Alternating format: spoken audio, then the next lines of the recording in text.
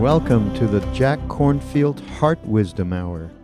We are delighted to share with you Jack's innate common sense wisdom and his clear, open heart. If you are interested in supporting Jack's podcast, go to BeHereNowNetwork.com/Jack. Please let yourself find your way back to sit in a way that's comfortable and at ease. People seem to be having a good time tonight. Sorry to kind of ruin the party. What can I say? It's springtime, you know.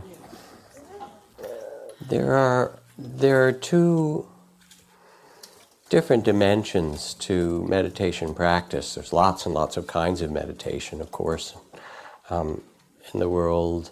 Contemplations and visualizations and mantras and mindfulness and so forth. But to simplify some things, there's a dimension of meditation practice in which you train yourself to see clearly or to see in a new way. You train your capacities for presence or openness or resiliency or steadiness or clarity and so forth. There's a kind of developmental dimension of it, and that's been the kind of thing that neuroscientists have been happily researching over the last few decades. And then there's another dimension of meditation, which is more an invitation to mystery. And it's not about self-improvement, and it's not, therapeutic in that kind of more limited sense. I don't know, sitting here, I'm remembering somebody who's been in the community, was in the community for 25 years and died a year or so ago, Lisa Hamburger, and she was the primate keeper at the San Francisco Zoo for many, many years. And I remember going down and visiting her and having her introduce me to the chimps, by name. And then she said, I actually brought my daughter and some other kids, would you like to meet the gorillas? Of course, who wouldn't want to meet a gorilla? Depends where, of course, right? But anyway, she says, well, the way you meet a gorilla is first of all, you kind of sidle up, don't kind of confront them head on, and you keep your eyes lowered, that's respectful. And then if you want their attention, you clear your throat, like that. So she instructed us and the little kids I had with us, and there are the gorillas in their enclosure, the big silverback male and the other, gorillas and so forth. And people are walking by, and they're just ignoring them. They're having their gorilla life in that limited space anyway. And so we sidle up, these little kids and I, eyes downcast, and then we go, and they look up like you want something, and they walk over, and then she introduces us to them and so forth. So it's an amazing thing to be born on planet Earth and be a human being. It is. And we tend to lose sight of it and take it for granted in a variety of ways that, we have our to-do list and we have our obligations and our finances and our work and family and so forth. But one of the beautiful things about meditation practice is that it opens us to something that's always present, but that we lose sight of, this mystery of just being alive here on the earth. And then people talk about enlightenment and awakening, and I'm not sure I like the word enlightenment very much. It's a Victorian translation that's not very good for the words that actually are there in Sanskrit. And it makes it seem like there's a few people in the Himalayas, if you're lucky, right, that you might meet or become or something. A better word is awakening, which is to awaken to where we are and who we are. And maybe another good word is wonder, in the good sense, not wondering, but to see the world with a sense of wonder. So one of the conversations that we have as teachers periodically, we get these various lamas and swamis and mamas and meditation teachers together, and the question often is, what changes people? What awakens them in their spiritual life? And I've certainly reflected on it in my own life, because sometimes there's the gradual school, and sometimes there's the sudden awakening. We all know about the sudden school because everybody's had those kind of experiences. In fact, there was a study that was done, sociological study, that showed that the majority of Americans have had mystical experiences and they wouldn't want them again. And partly that's because there's no cultural context for that opening when you're sitting there at the bedside of someone who is giving birth, or you're giving birth yourself, or when you're sitting by the bedside of someone who's dying, or when you're walking in the mountains and all of a sudden you feel part of the earth in a way you never usually do, or you're walking by the ocean, or listening to some amazing music, or making love, or taking some sacred medicine, or whatever it is that works for you. Come on, let's be real here, right? You know.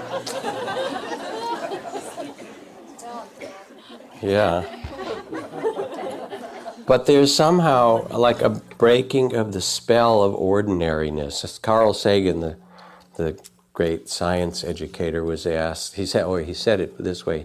He said, if you want to make apple pie from scratch, you have to start with the Big Bang, right? And make a universe, and then you get all the apples and things coming out of that.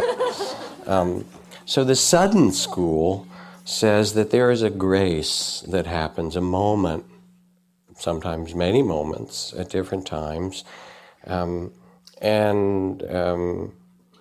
What we do in some way our practice is to allow ourselves to be present in such a way that the gates of eternity open for us.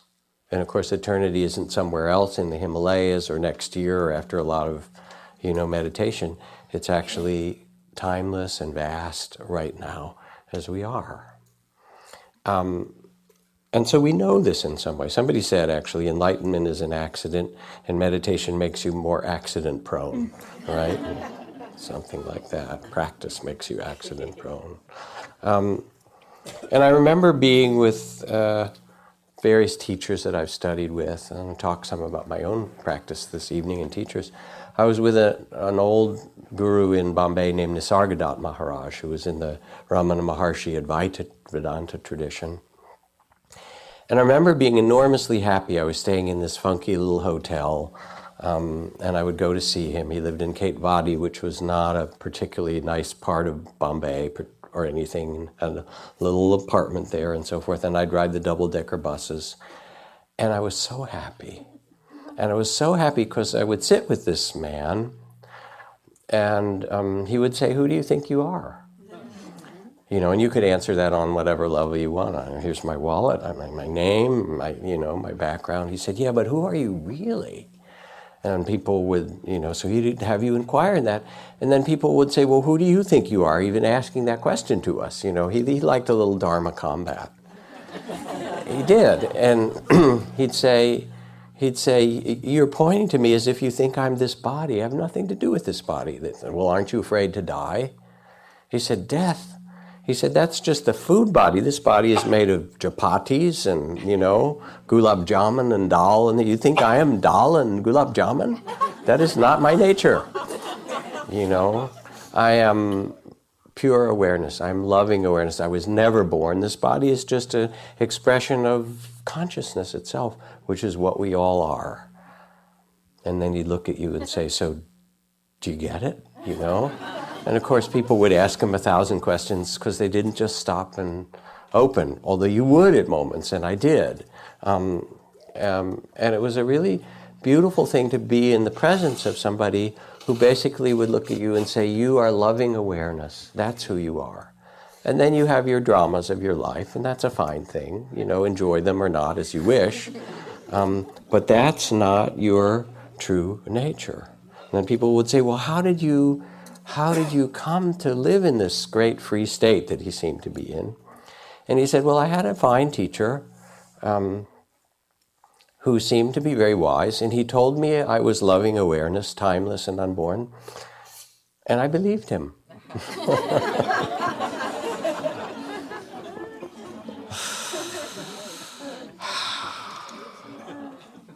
But it doesn't require even that kind of teacher. Again, walking in the mountains or making love or some amazing piece of music, and the sense of self, which is really kind of tentative. Okay, we have our story and our roles and our work and our, relations and so forth, all which need to be respected, but they're temporary.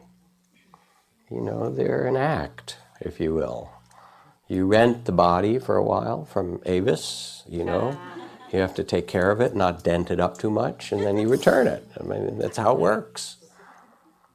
Isn't that wild? I mean, it's wild that you think that you're something that's temporal, but who you are, what's the spirit that came into this body? Who are you really? What are we? So, sudden awakening. But it turns out that sudden awakening, that whole school of spiritual life, also needs gradual training. It's not the cause of it exactly, but it's a way of fulfilling or embodying or living what we know to be true. And so the Buddha also spoke, as well as seeing the mystery and realizing that you are life.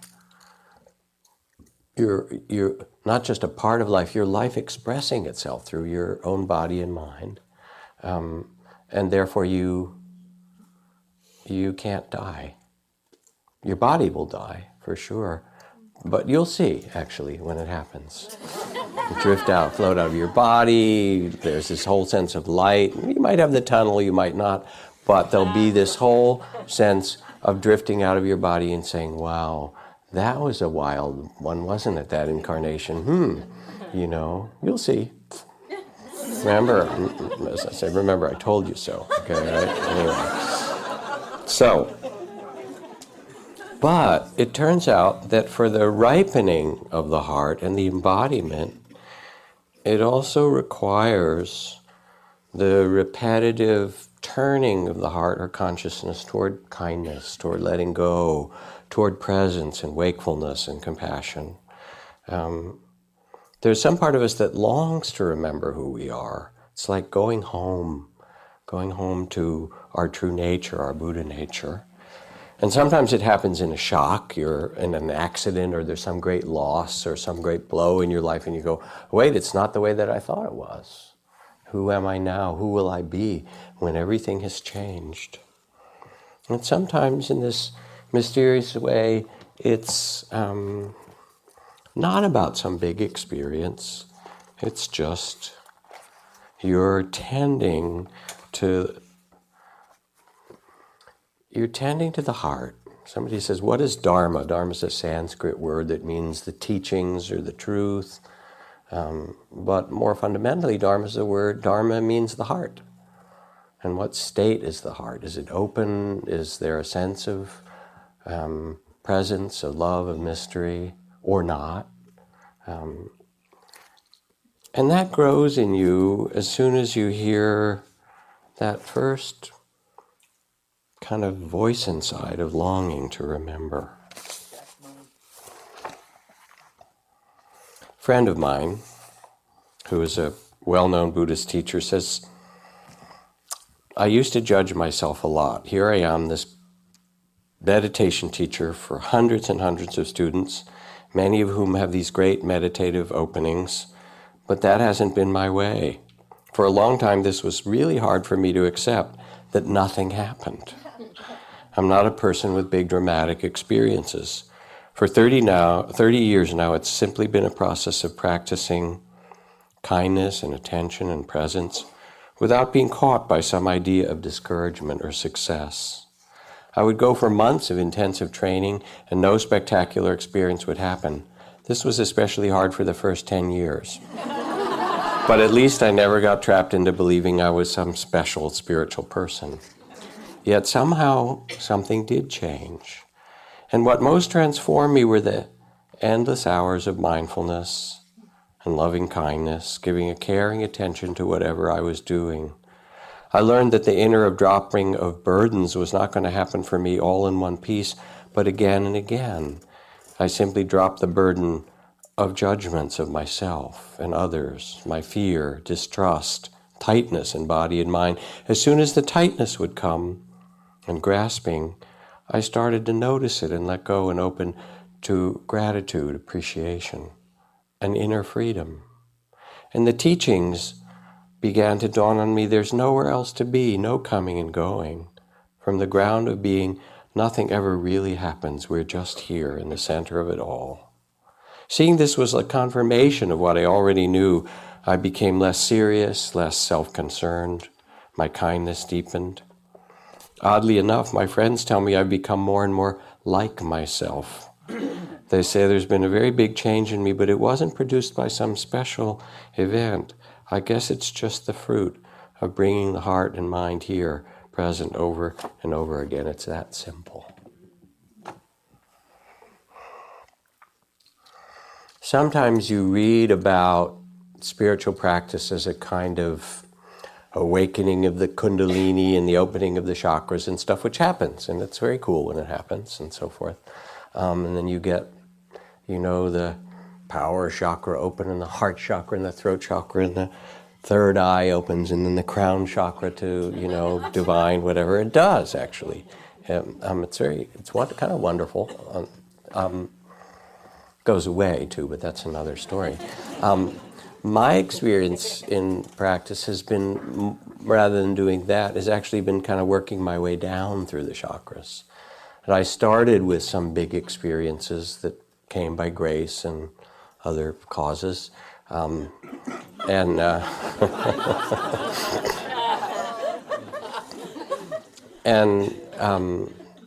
then really began to look at spiritual life and read and study, and it was as if my mind opened up to what was possible. But then I realized it wasn't enough to know it and understand it. I actually had to feel it. And so after 10 years of the mind and the head and all that opening, it was more like emotional work. Could I love? Could I forgive? Could I attend? Could I be intimate with myself and others? The work of the heart. And then I realized that I had somehow left something else behind, my body, right? Yeah. So it's time to kind of bring that same attention back to how I walk and how I treat my body and how I live and move through this world. I don't know where it goes from down from there, maybe back to the earth or something like that. But there's some way in which it seems like the spiritual journey is as much a journey of becoming who we are and accepting it and living in it and saying, what a great dance we've been given. And we're all characters, you know that. Or you haven't looked in the mirror recently, right? But what does it mean to honor this particular life, and then to do something beautiful with it, with body and heart and mind? Now, what also helped change me was meeting a teacher that inspired me. And I met my teacher, Ajahn Chah, who was kind of the main teacher when I think of all of the many wonderful teachers I've been with. He lived in a forest monastery in the border of Thailand and Laos, and I got to meet him because I asked the Peace Corps to send me to a Buddhist country so I could go train in a monastery. I'd been studying that in university. And Ajahn Chah was this really wonderful and interesting person because he was extremely present and very spacious in some way, but also very demanding in his presence. He would kind of peer at people like a watchmaker taking on, saying, I wonder what makes that one tick, right? And I remember when I first came and he said, what are you here for? And it wasn't a confrontation. It was like, okay, what's the deal? What actually did you come here for? And when I ordained, after I got to know him and decided I would be a monk in his temple, and I arrived, to go through this whole monk's ordination ritual and so forth. And one of the things he said, I hope you're not afraid to suffer. It's like his greeting. I said, now why would he say that? So I asked him, of course. And he said, well, there's two kinds of suffering. The kind you run away from that follows you everywhere, and the kind that you turn around and face that leads you through the gateway of your own freedom. And we're interested in the second kind here. If you want that, come on in. basically. So he was looking for a kind of courage. He had a great warmth and a tremendous sense of humor and a kind of directness. Somebody would get angry. He said, angry today? And he would just smile. How's that working for you? That was all. There was not a lot of judgment. And his fundamental teaching was you can notice how you get caught in the small sense of self, the stories you tell, the ways that you hold on to things. And when you notice that, you'll see there's a lot of suffering. Or you can let it go.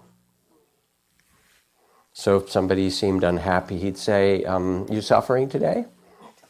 And if you said yes, he would say, could be that you're attached to something. And just smile and walk away, Or if you said no, I'm doing fine, he'd say, oh good, have a nice day. I mean, teachers were really simple, but he was tuned to what was happening, and he was tuned to people. And he did it with tremendous amount of joy, kind of dharma joy and so forth. And he just wouldn't get hooked by things. We had a certain discipline and a way of living that he loved, and we did. But I remember after my generation, which I was one of the first Westerners to be there, along with a friend, Ajahn Sumedho, Westerners started to come to be with him because he was a very charismatic teacher. And there was a nun.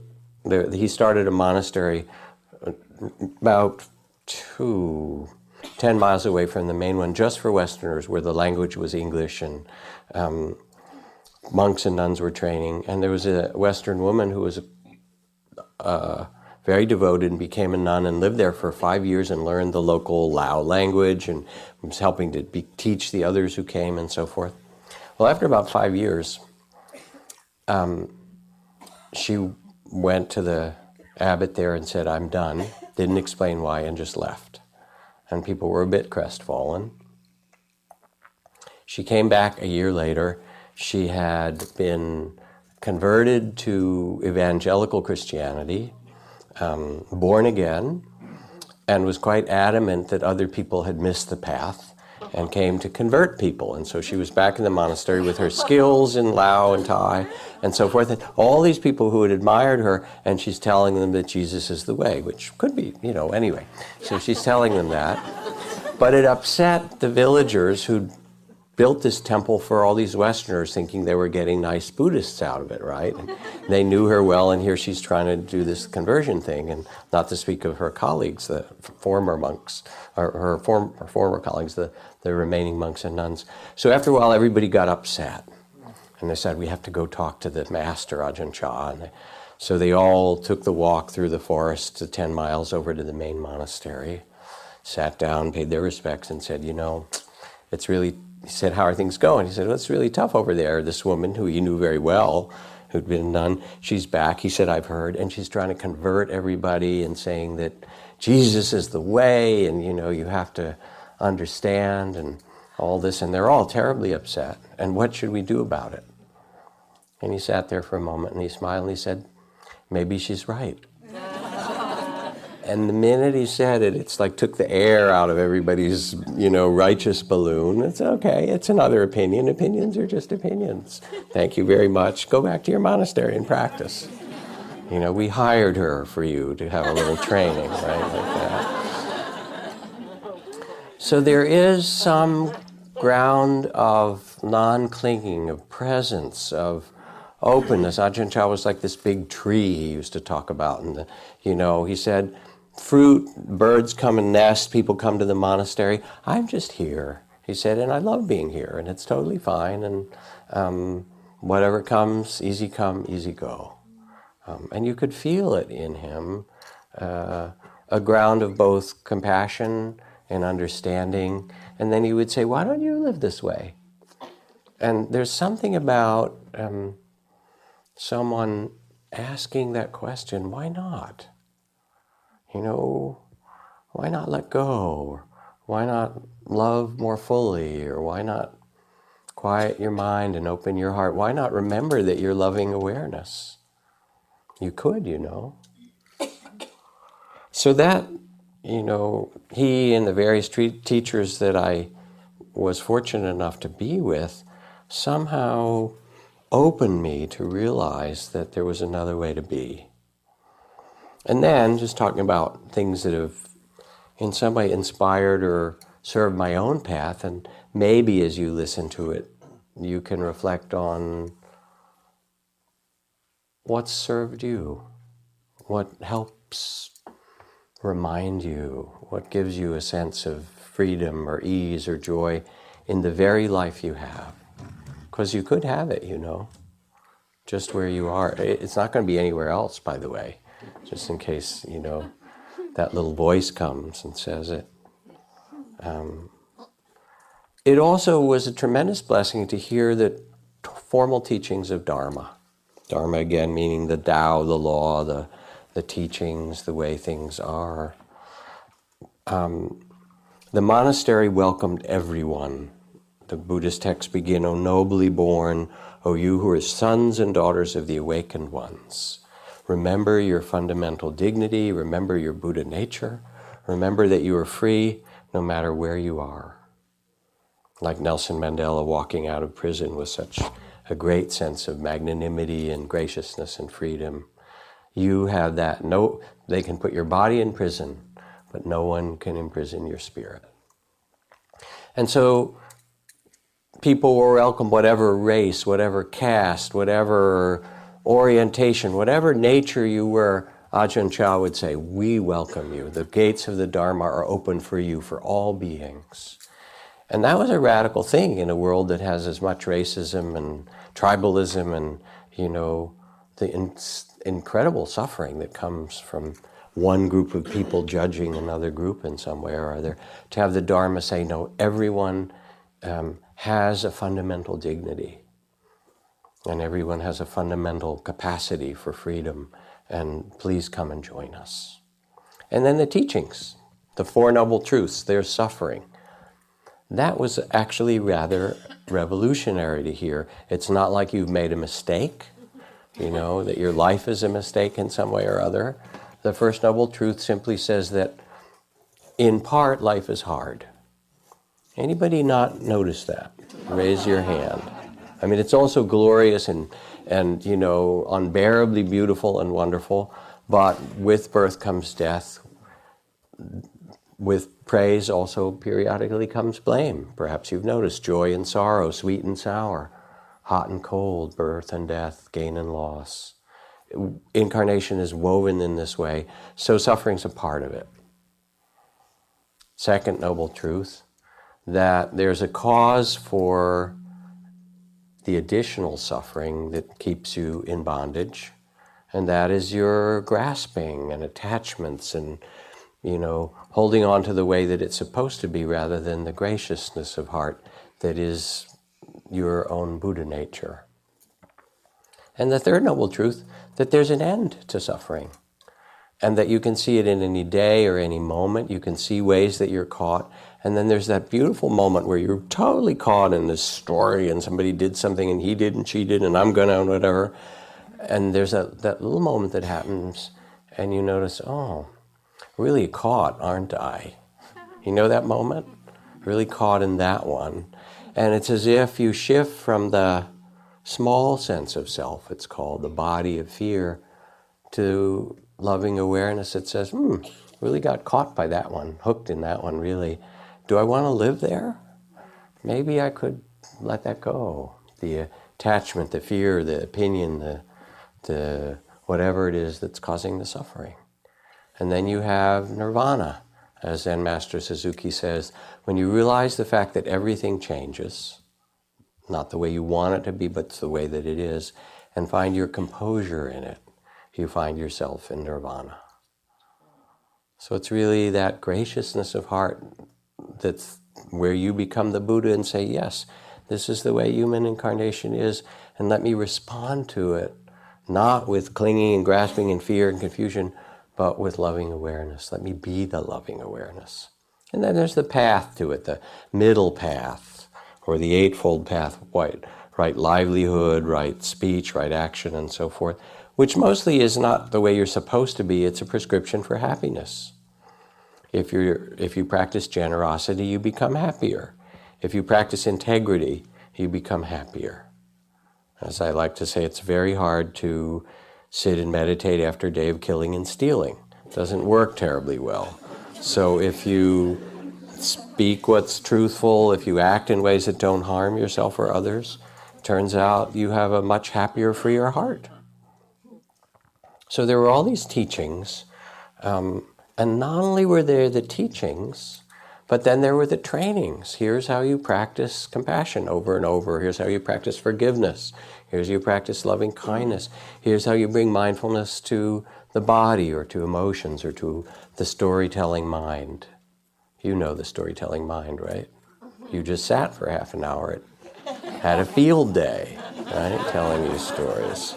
And the point isn't that you stop the stories, but the point is that you take your seat in the midst of them all.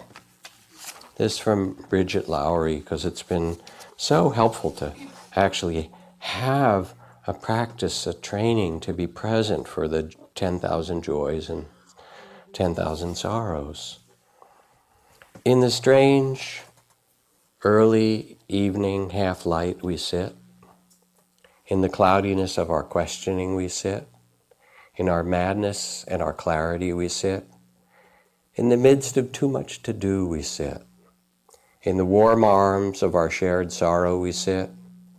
In community and in loneliness we sit. In sweet exhaustion we sit. In the blazing energy of being alive we sit. Here with the singing coyotes and crows, with each electric bird song, with the rippling breezes and the dry grasses. Here with the cobwebs and the moon and the muddy and dusty road upon us in the sound and the sound in us in the world and the world in us. And I got so excited learning these teachings initially. I wanted to write everybody and call everybody and say, there's a way to live in which your heart can be free and gracious and at ease, and there's ways to learn to do this. And it's been preserved, passed on from warm hand to warm hand for so many generations by people, not just Buddhists, and you don't have to become a Buddhist, but just by people who become wise. And awake to this mystery, and awake to the rules or the laws, the Dharma, of how to navigate it. Because if you don't have this, you're like a boat without a rudder, and you just get thrown around the rapids because you don't have a way to steady your heart. You don't remember who you are, and you get lost in all the dramas of it. And of course,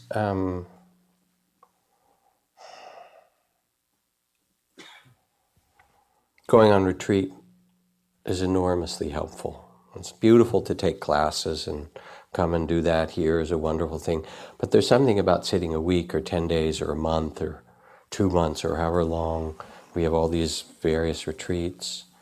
And at first you sit and you're sleepy.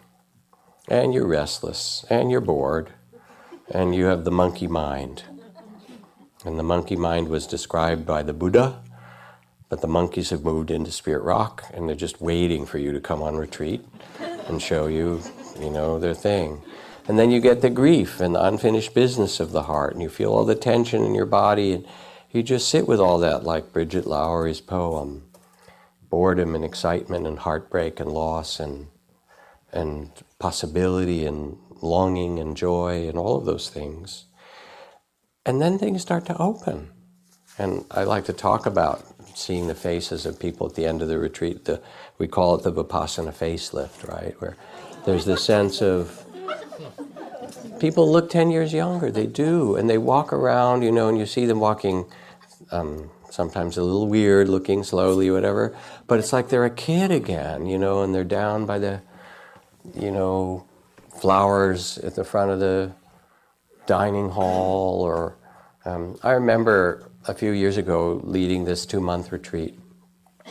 And there was a woman who came in who was really upset by a guy who was sitting near her in the meditation hall. He was an old Marine with a lot of those Marine-type tattoos and gear and things like that. And also he smoked, so he sort of smelled a little of his smoking habit and various things like that.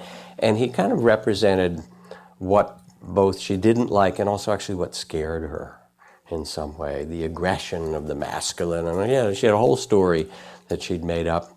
And when she'd come in the hall, she'd sort of move to a different place and protect herself because he represented something for her. We hired him too, but that's another story. Anyway,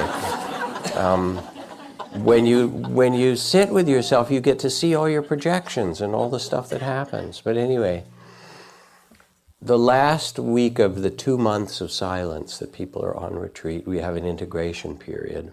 And she came into me one day and she said, it's okay now.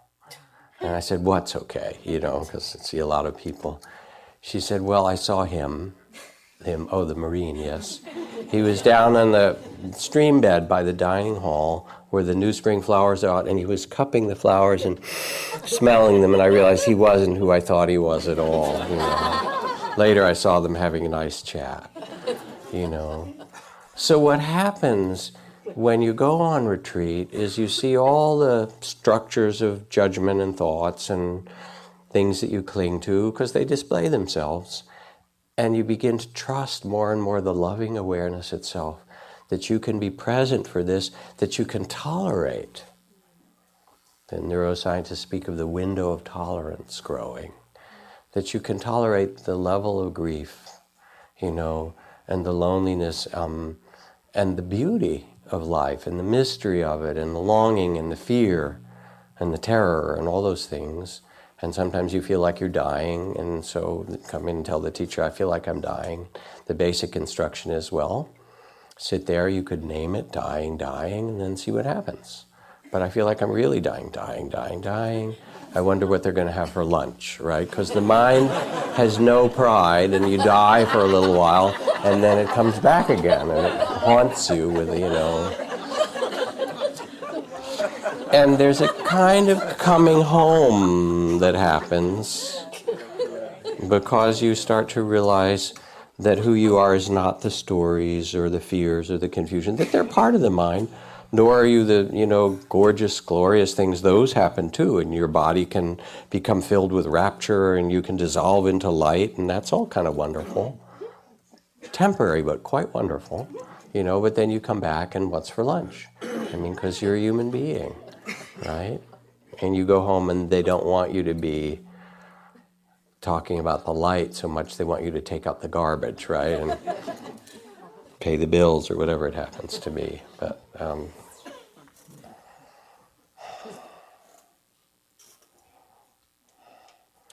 But there's something that happens as one allows oneself to take this seat in meditation, even as we did for this time this evening, where you begin to trust your capacity of loving kindness and compassion and awareness. And it becomes lovely, this lovely space, not so much you, but the space of awareness itself. You are loving awareness. And you become the witnessing of this life in a way that the whole sense of self, of who you think you are, kind of opens to something much greater. And you know this. It's not like this is some foreign concept. It's really mysterious. You got born in this human body. Eyes and ears and senses and consciousness that modern psychology has not a clue about. Not a clue. All kinds of cool research about the brain and stuff. Consciousness, not. It's what you are, actually. Consciousness is what makes life. But they haven't figured out a way to study that yet. And so you begin to trust. And for me, it allowed me, yes, I did practices sitting in the charnel grounds with making prayers when people's bodies were being burned and doing reflections on death, because monks are supposed to do that. Helps you get wise. And there I was then able to come back and sit with people in hospice and not be so afraid, or sit with my parents when they died, And in the end, you realize that what matters is love. Can you be present? Can you show up with an intimacy and a presence and a love? And that love might take the form of creativity, of having children, of making a creative business, of creating a piece of art or music or whatever, but underneath it is the love itself. In the end, what really matters. I lived for hundreds of thousands of years as a mineral, says Rumi. Then I died and was reborn as a plant. I lived as a plant for thousands of years and became an animal. Then I lived again and again and became a human being. What have I ever lost by dying? Or Thich Nhat Hanh, who writes, what is his phrase? He says,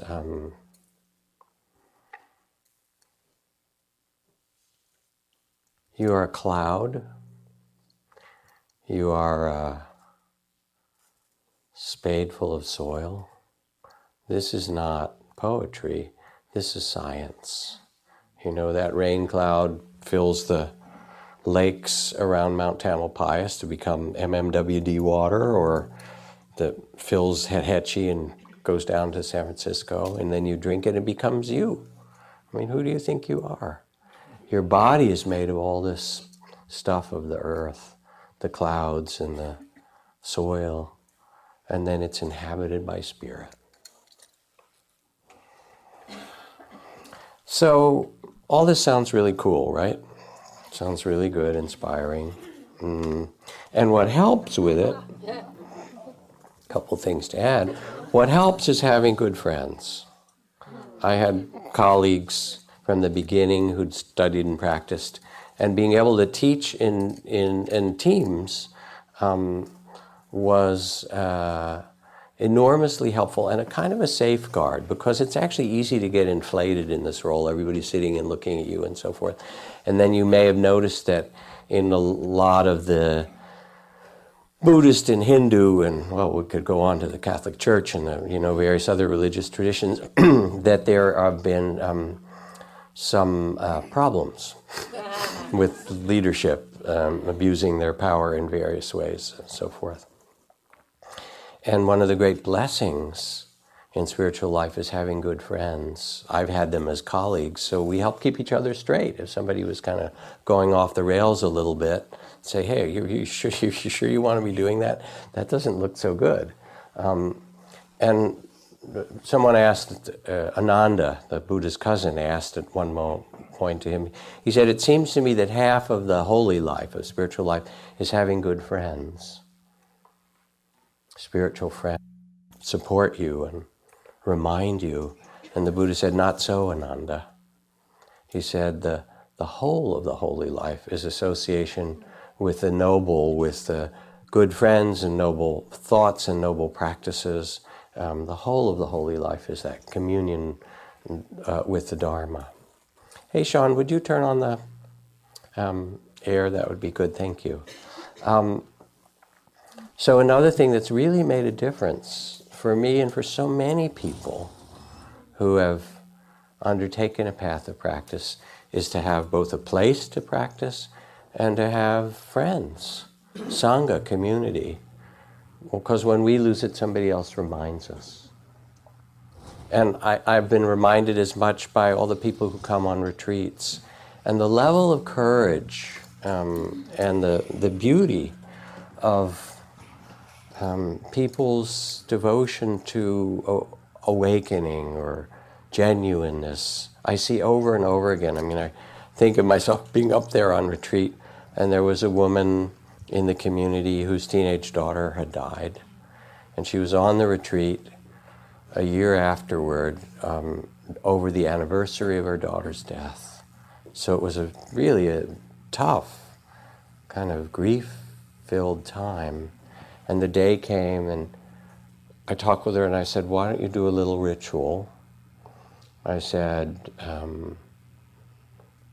this morning while we're sitting quietly, why don't you go out at the time you know that your daughter died and ring the bell 108 times, the great big bell that's up there, which is a traditional way of paying respects or honor. 108 is a kind of mystical or sacred number in India. 1 8 makes 9, and 9 is 3 times 3, and I won't go through the numerology, but it means everything included. Brahma, Vishnu, Shiva, the beginning, the middle, and the end of things, all kinds of stuff like that. But anyway, ring the bell 108 times in her honor. I just said that to her, so pick some time today. And so we're all sitting in there, meditating, and all of a sudden, I hear her ringing this bell right outside the meditation hall, and people have been quiet for a long, long time, and she was really hitting that bell as if the sound of it could somehow reach her daughter. And usually we have the bells to begin or end sittings or call people together, so people were kind of wondering what's happening. And I said in the middle of the sitting, I said, the bell you're hearing is because someone's child has died a year ago today, and she wants to honor her. And you heard this woman ring the bell, and everybody else was sitting there listening with tears streaming down their cheeks as if she was somehow needing to talk to her daughter's spirit. And then she came back and sat with us.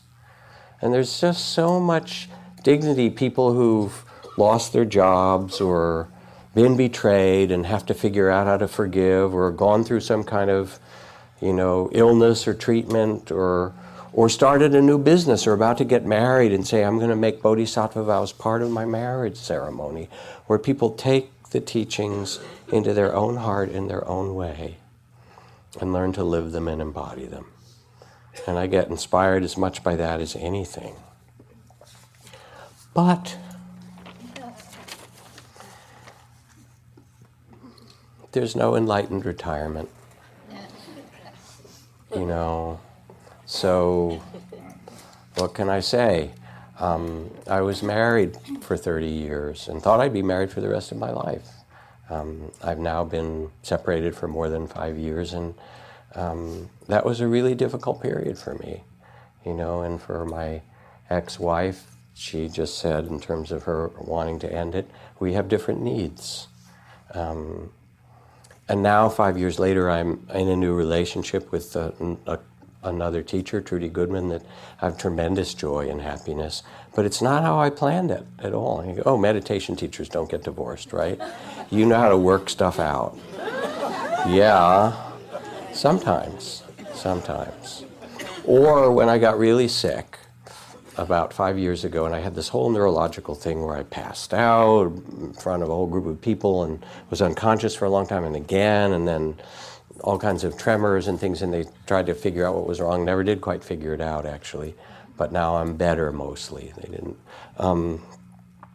But I got a misdiagnosis of something like ALS initially.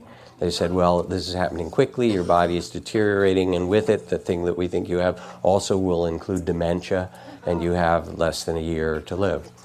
And I freaked out a bit from that. I got pretty nervous. I was talking to Ram Dass about it. He said, oh yeah, I flunked the course a few times, right? Because I thought I was chill with all this. I've sat with corpses, I've done hospice work, but then something in my body said, wait, dementia? We're not, I don't think so, I hope not. Anyway, and then I remember this passage from Lama Yeshe. Where are you, Lama Yeshe? Let me see if I can find you.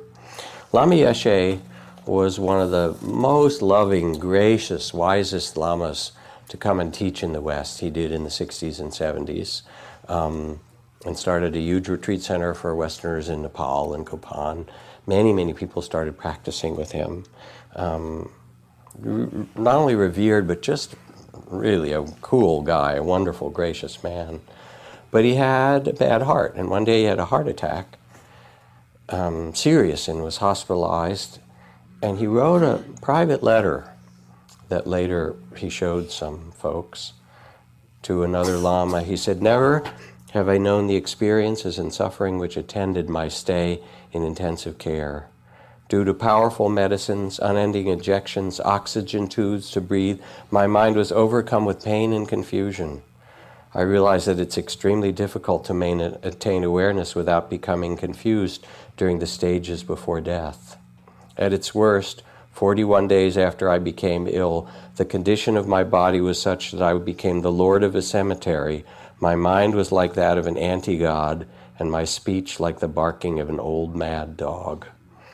My ability to recite prayers and meditate degenerated, so I had to seriously consider what to do. I began to do stabilizing meditation and bring mindfulness to the very circumstances I was in. I did compassion practice for myself, and gradually, day by day, I developed a stillness, an immeasurable joy, and a great happiness again has filled my heart and mind. The strength of mind has increased, my problems have lessened, but it was not an easy passage. And I guess I read it just so that we're being honest. And the honest thing is that, first of all, the body doesn't want to die. Even if your mind is pretty relaxed about it, the body wants to hold on. It does. You'll see. And that every human life has this measure of joys and difficulties. And the practice isn't to perfect your life or perfect your personality or perfect your body. It's to perfect your love. Even through the things where, as Zen Master Ryokan, the great Japanese poet, wrote, "Last year a foolish monk, this year no change." Even through the things that are repeated and difficult, and you go, "Oh my God, I'm stuck in that one again." Maybe it's time to give that one up, right? But there comes somehow a deepening sense of trust and a deepening sense of joy and capacity, not only for yourself, but really for the whole world. Because one of the other things that I've been able to somehow receive the blessings of is being engaged with and connected with activists around the world who are working to bring peace in areas of great conflict, bring food to people who are hungry, to stop the terrible kinds of injustices that we see within our society or elsewhere.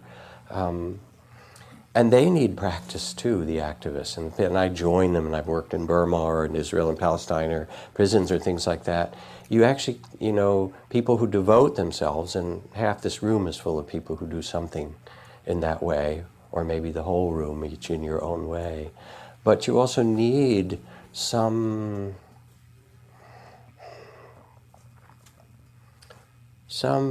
deeper perspective to have, or you get caught in your outrage, or you get caught in your ideas about the way the world should be. Remember that story that I told recently several times of Gary Snyder, the great environmentalist, who's now 84 and was interviewed by Wes Nisker, one of our teachers, this last year.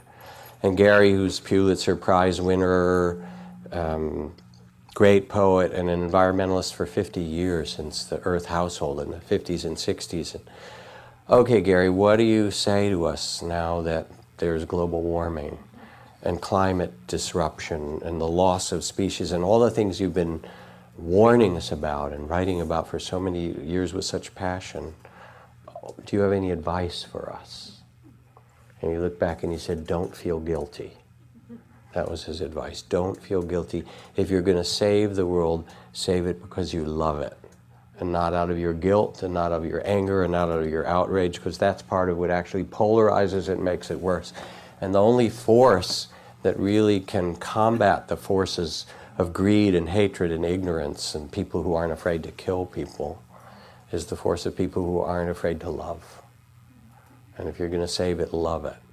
And I start to see in the activists that I work with in the places that I go that it takes a stout heart, but it also takes this great perspective of wisdom. Don't feel guilty, but tend it. It is your garden. You are loving awareness, and then you're given this gift of life. And what seeds will you plant? And to begin to meditate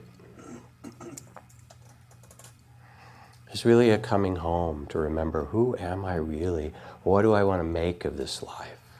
First, can I find a spaciousness of heart and mind that can tolerate human incarnation? You can. Sit like a Buddha And then it said in Zen there are only two things. You sit and you sweep the garden. And it doesn't matter how big the garden is.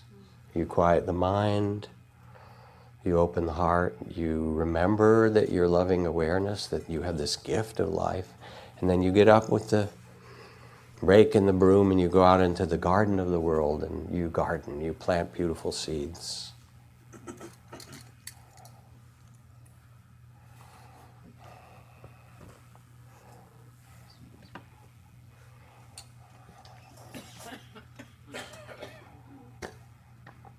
So many more stories I could tell, but I think you've listened enough.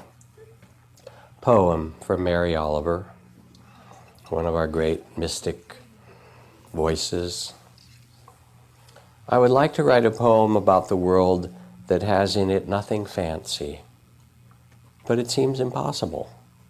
Whatever the subject, the morning sun glimmers it. The tulip feels the heat and flaps its petals open and becomes a star. The ants bore into the peony bud, and there is the dark pinprick well of sweetness. As for the stones on the beach, forget it. Each one could be set in gold. So I tried with my eyes shut, but of course the birds were singing, and the aspen trees were shaking the sweetest music out of their leaves. And that was followed by, guess what? A momentous and beautiful silence, as comes to all of us in little earfuls if we're not too hurried to hear it. As for spiders, how the dew hangs in their webs, even if they say nothing or seem to say nothing. So fancy is the world, who knows, maybe they sing. So fancy is the world, who knows, maybe the stars sing too, and the ants and the peonies and the warm stones, so happy to be where they are on the beach instead of being locked up in gold. There's such a kind of respect and tenderness in the poem and in the attention, the loving awareness that we cultivate and embody and manifest as we practice. And there's almost nothing else that you can do that invites this. I mean, there's all kinds of work to be done and beautiful work and engaged in and things to tend to, but just to stop. I was so appreciating the silence before the Dharma teaching tonight, just that here's this whole room of people in the Bay Area doing nothing. Hallelujah, you know? Oh my gosh. And listening, not just doing nothing, but doing something very deep in that nothing. Listening to the vast, timeless turning of the stars and the silence and the breathing of your body and the beating of your heart. And maybe when we listen in that way to ourselves, maybe, hopefully, as a species, we can also learn to really listen to one another, because it's about time, isn't it? You know, on this world, on this earth.